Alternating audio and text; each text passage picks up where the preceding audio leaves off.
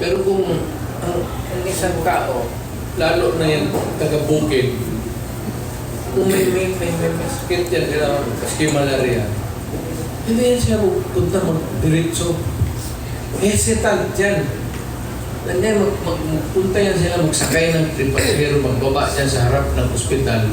Minsan mag-upo na yan, mag-isip mo paano kalapit doon sa desk o sa information at mapagsabi na meron kaming pasyente.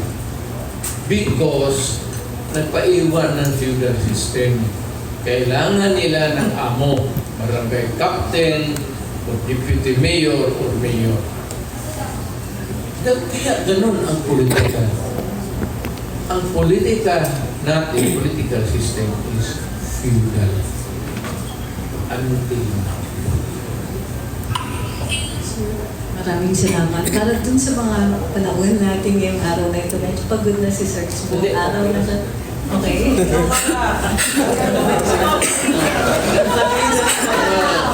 Alauna siguro. Ay, isa na okay. Sir, kuha tayo. Hindi masasabi ka, magkakaroon ako ng Batangas bukas, pero hindi na natatakbo yung Batangas. Gusto niya. Dalawang katanungan. Sige, isa. Ngayong gabi, Mayor President Duterte, kayo po ay inangaan po ng mga kababayan po nating OFW sa inyong panunungkulan noon. Marami po kayo ang naisalpa ng mga Bakit yan hindi ka?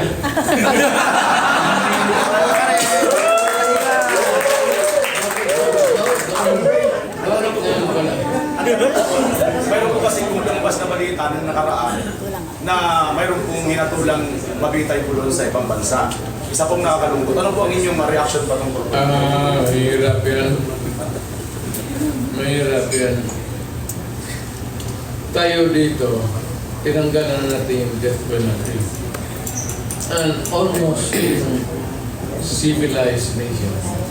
I would not name any particular country na sabihin mo. Nandiyan pa rin yung death penalty.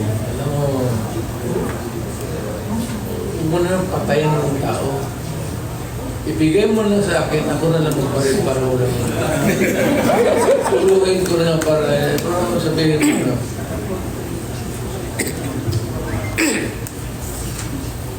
Tulungin na lang natin. Pero sa dito sa mga kagaya ng leaders, depende sa init ng ulo. At depende kung anong ginawa mo. Akala ko, papasukin mo yung bahay.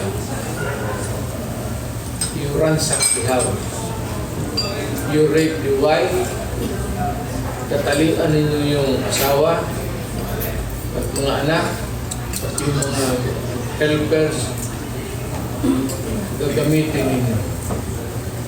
At yung iba, pagkatapos kunan ng pera para hindi man mamukan, papatayin nila. Yung pagkaganon,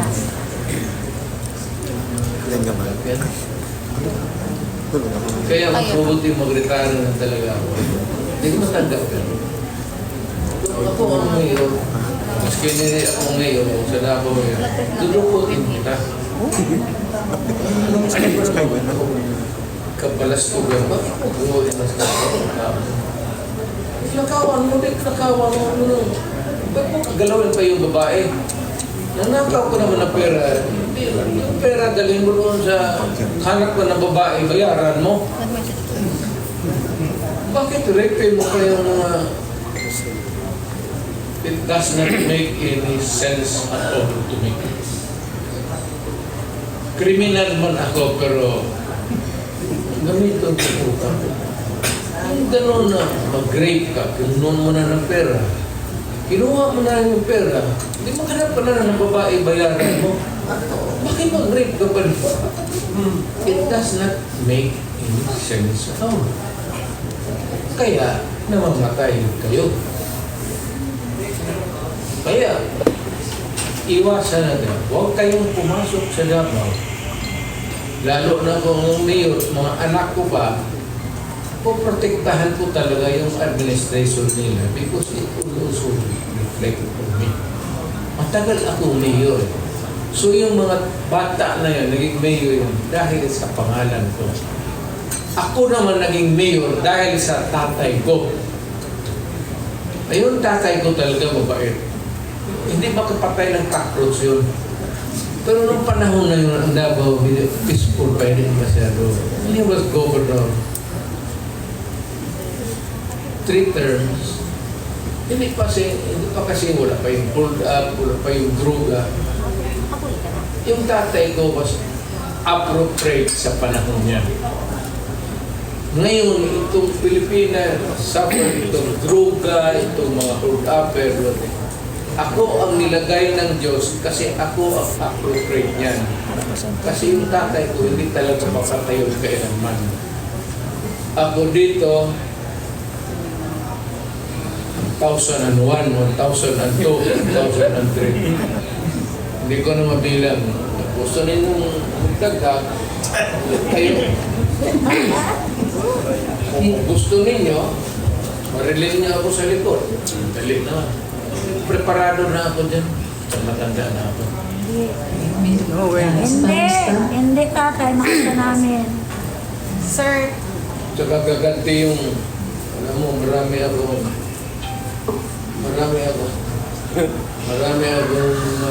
relative na muro lula ko. Kami tatay! Kami ka! Hantingin kayo niyan. Next question. sir, asking for a friend. Nilinaw po ni Senator Coco Pimentel kanina na ang hearing pong naganap sa Senado ngayon ay hindi lamang po limitado sa EJK, kundi sa Philippine Drug War under your administration. Sir, once and for all, can we hear it from you? Nasa narcolist po ba ang pangalan ng Marcos Jr. nung panahon na ito ay lumanding sa inyong table? Wala lang. Itong prangka-prangkan, hindi naman naulan po. Hindi man masyado kami kilala niya. Kaya kung nandiyan yung pangalan niya, I would have voiced a lie in public. At saka kung nandun yung pangalan niya, isasabi ko talaga, yung pangalan mo na dyan. If I name one, I name all. Binasa ko eh. So wala naka-eskapo doon.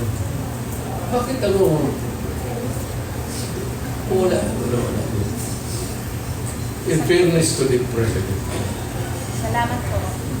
As last question. Iba yung droga niya para sa babae siguro hindi yung Next question. Viagra, marami na Magandang gabi po, President Mayor Rudy Duterte. Dalawang question lang po. Hingan ko lang po... Isa-isa muna. Apo. Una pong tanong, President Duterte. Nung nakaraang press conference ni Vice President Sara Duterte, tinawag niyang hindi presidente umakto, ngayon ang current president. Kung kayo po ang tatanungin, ano po ang reaksyon niyo sa pahayag po ng anak ninyo? Well,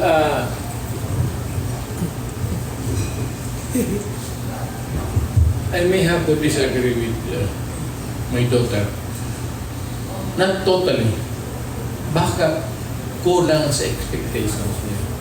Siguro ang role model niya yung tatay niya.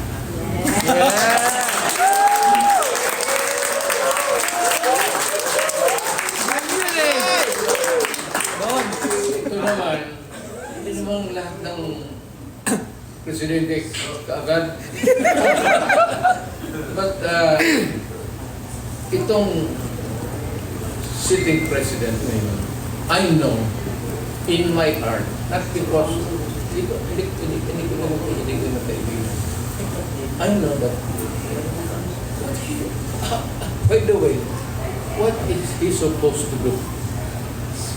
Ako po dyan siya sa mga ganyan, bayad siya. Anong gawin niya? Ipainit siya ng utot niya dyan sa... Nagtatrabaho yung tao.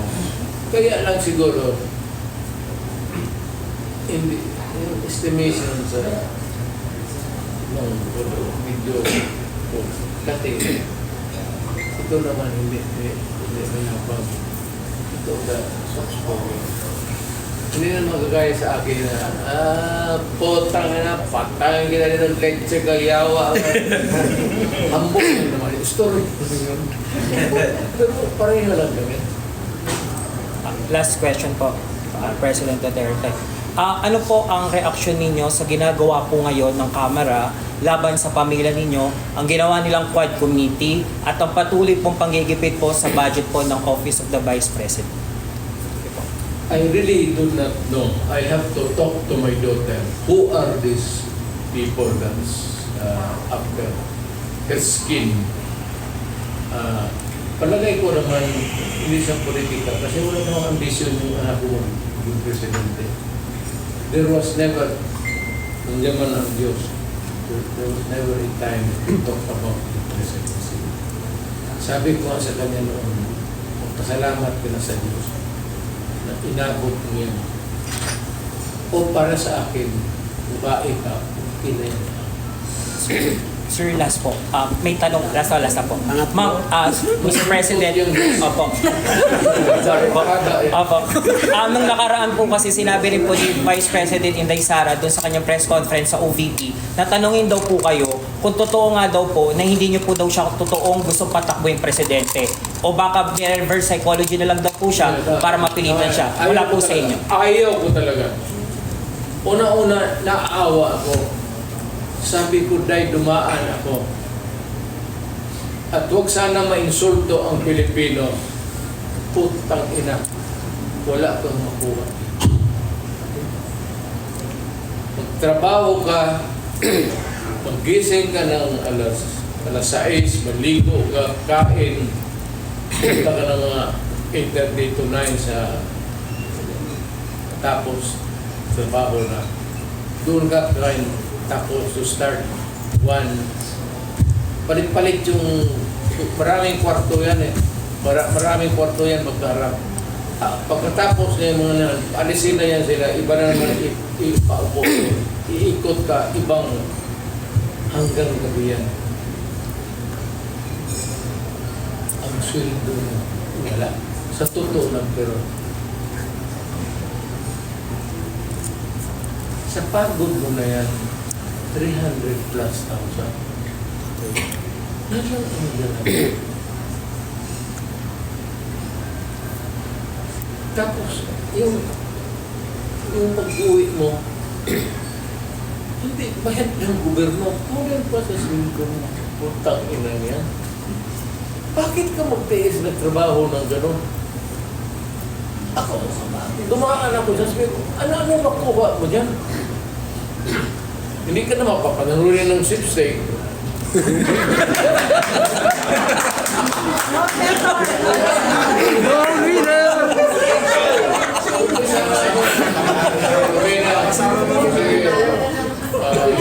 Every month, papanalunin natin ng presidente para okay na sana. Kita. Napunta mo kayo ng Davao? Yes, sir. Kita ninyo yung bahay ko? Oh. Yes. Kita ninyo yung sakyan ko? O di pick up rin? O dito, pick up rin? Ano ang nagbago sa buhay ko? ang nagbago, ang bayan na pinagpatak ko. Gumanda.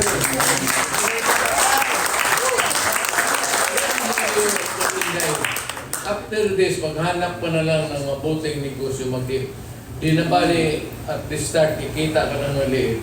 Let it grow and pray to God na suswelting ka. Pero kung dito ka sa gobyerno, pera ka ba? Next. Mayor. I only stayed sa gobyerno because I enjoyed my trabaho. I was enjoying my work as a prosecutor. In love ako being a prosecutor. Kaya nagtagal ako. Nagtagal ako nag-resign. Before really I decided I have to resign because I have to make more money. Kasi yung mga anak ko ay yung tuition at pamahal ng pamahal. Next. Mayong gabi, Mayor.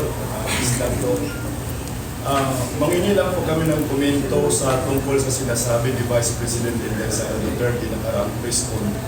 Naalala po natin na 30 years ago ay pinalibing niyo po ang Marcos Sr. sa libingan ng mga bayani. Ngayon po, ayon po kay Vice President Inday Sara sa kanyang press con, sinabi niya kay Senator Amy Marcos, pag ayaw daw tumigil sa kabanat itong mga kongresista sa kanya, ipapahukay daw niya si pinalibing mong si Ferdinand Marcos Sr. sa libingan ng mga bayani at itatapon sa West Philippine Sea. Ano po ang inyong masasabi?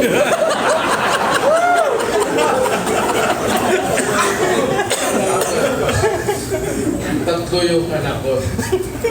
Isang babae, dalawang lalaki. Ang nakakuha sa ugali ko, sa bungahan, pastor. Ang kanyang ginawa, extended high portfolio lang na. Wala naman, bakit ko naman gawin ng... Ano lang yun, talaga siguro. Galit siguro siya na. Galit lang dahil nga sa Ako gano'n ng salita, no? Yung presidente, ano? Gano'n, utang na kayo. Pero hanggang dyan, istorya lang yun. Yes! Wala mang totoo dyan. Pero na lang dyan sa mga criminal pag nawala niya. Kasi, alam mo, pag sinabi ko nung mayor ako, pati presidente ko, stop. Yung hindi naginto, na-disgrasya ka. So, I'm sorry. I'm sorry. Ginusto din niya eh. I said, you make your own history in this world. Ikaw yung humahawak ng buhay mo. Kung anong mangyari sa buhay mo. Pag yan ang pinili mo, tapos nagkalitse-litse, face the consequences. Kasi pagdating ng putukan, sigurado ka. Kalaban mo ang gobyerno eh. Ang kagaya ko. Eh kung maka-mayor ka tapos maka-presidente ng kagaya ko na mainit dyan sa ganun. Kung sabihin mo lang, wala kang pera, yung trabaho, maghanap ako ng paraan. Ibibigay ko yung sweldo ko itong buwan na ito. Sige. You start upisa ka kung saan tulungan. Hindi naman tayo manhid yan sa awa. Kasi galing rin ako sa mahirap. Mahirap lang ito. Yung totoong last na. Di ba? Ayun. Alas 9 pa. Mga alas 2 siguro ako yun.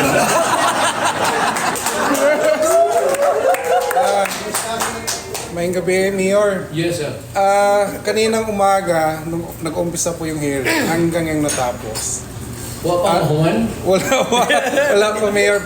Gipangita, hinahanap ng mga tao po ang inyong leadership. Kung sila lang daw po ang masusunod, gusto po nila magiging president ulit kayo. Ano po ang sagot mo sa kanila? Alam mo, sa totoo lang, na-in love lang yung mga tao sa mura.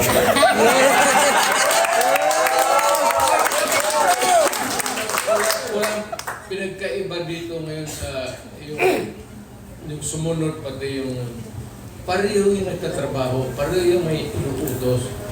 Ang nanamin sila ng tao, yung potang ina niya. Yun ang wala sa kanila. Yung mga ganon. Eh, nasanay ako sa... bastos ako eh. Wala akong magawa. Galing kasi ako doon sa baba. So, ang bunganga ko, laking talagang... Kasi mahirap lang kami. Talagang mahirap lang kami. Galing kami doon sa... Ngayon, nag-improve na yung Dewey Boulevard na yan. Yung panahon 19, sa Martes area yan, kangtungan yan. Ang lakarin namin, naka-elevated wooden lang. Puro kangtungan. Overtime, buhos ng lupa galing sa bukid.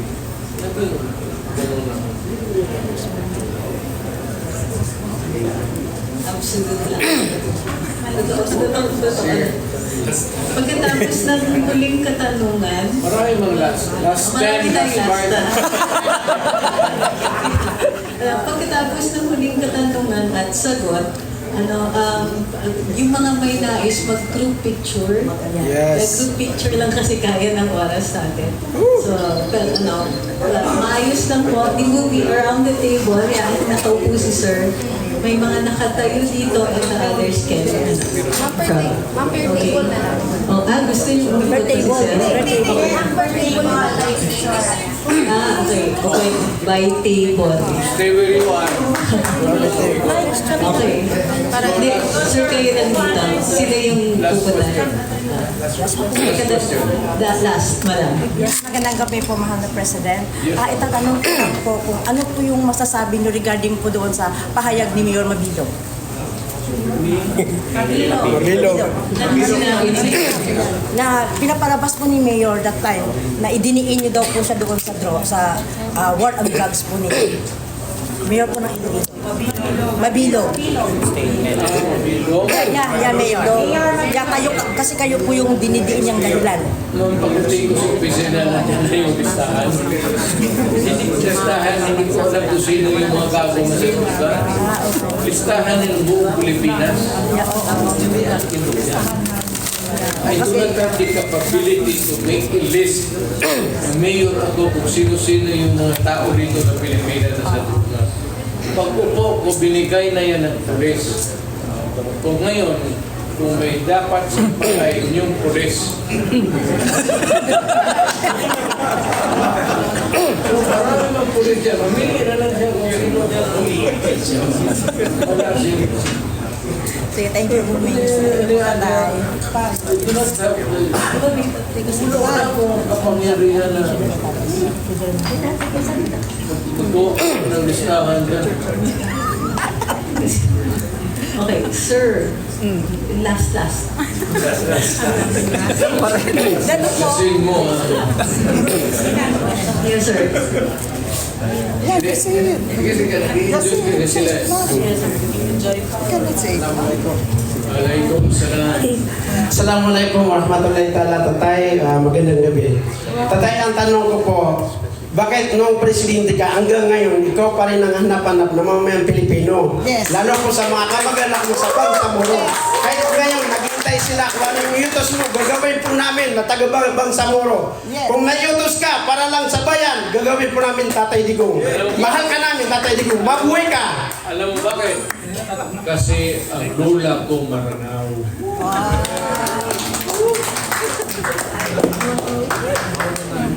Sige, ma'am. Anyway, tapos si madam. Ay, yun pa rin po mamang magandang gabi po Tatay Dico. Ayun pa rin po ang tanong ko, bakit yun yung sinasabi ko kay Sultan, bakit hanggang ngayon mahal ka ng taong bayan? Sabi ko, baka ginagayuma mo yung mga tao. Wapo si Tatay! Ay, Appreciate it. Kasi alam nila na mahal ko rin siya. Ang tao.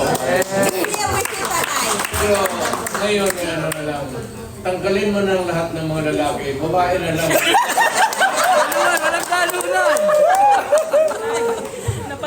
Napanood lang po namin kayo kanina sa Senate hearing sa TV. Natulog po ako. Tumakbo ka ako. Kita nyo naman, nakatsinelas lang ako. Sa pagmamahal po namin sa inyo, sabi ko, kahit anong mangyari, Kung may ginawa sa Tatay sa'yo, nalabang kami! kami kanina sa lapas. Ang lola ko ang Maranao. Opo. Nakando po kami, Yan Tatay. lang ang connection ko sa Moro. Kaya, pagpasok ko sa politika, acceptable ako sa Moro kasi alam nila. Yes po. Kaya po tayo bigyan na Bangsamoro dahil po sa inyo, tanglob po namin sa inyo, Tatay. Kasi sa Moro, kasi Autonomy kung po may kami. dugo ka Moro ka na. I love big daughter. People is love to daughter.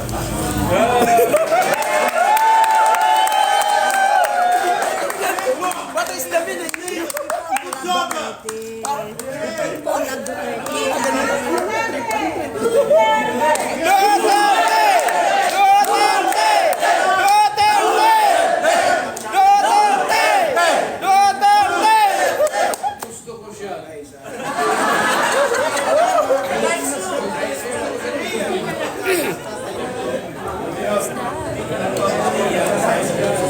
Okay.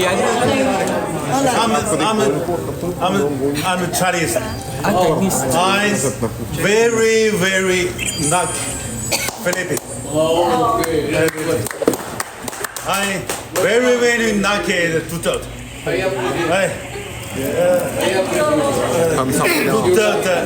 Is China is very many business people. It's not very good. You are Chinese. Chinese? I'm Chinese. Gansu. my grandfather Lam. Chinese. I'm Chinese. I'm Chinese. I'm very lucky to talk. I'm lucky to talk.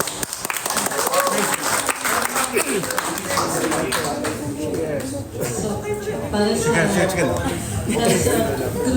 May I? Thank you. Shake hands. My friend Bob Pitchy.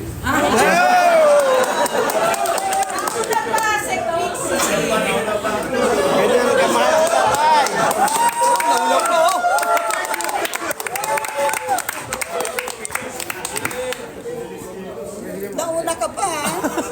Nauna ka pa sa amin, ha? Naunahan mo kami ah. Nadaan kami siya. Sinadaan lang sa sigaw ah. Habang nagpipicture taking po sila, mag-upuan para maano natin yung mga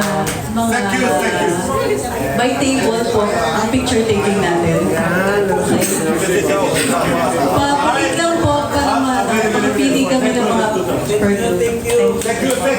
Okay. Okay, magkasan mo First table, dito na po.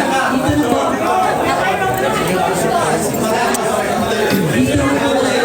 Kayo po yung lumapit. Sarili na natin yung sir.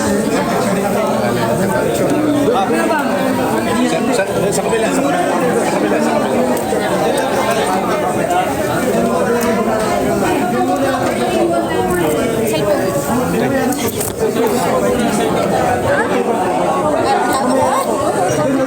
Ako kayo doon sa table. Sir, may table na lang po. Hintay lang tayo. Ready? Table 1. Ma'am, Sino po may gustong sumali? Finish na? Next yung table dito. Okay. Next table.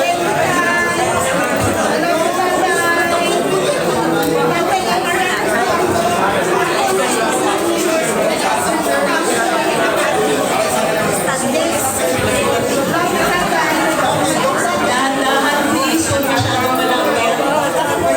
Okay, ready? Table 2, ready?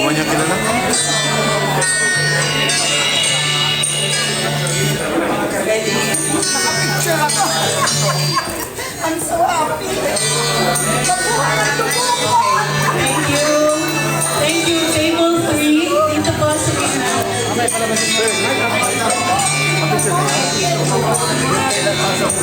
you. Next group.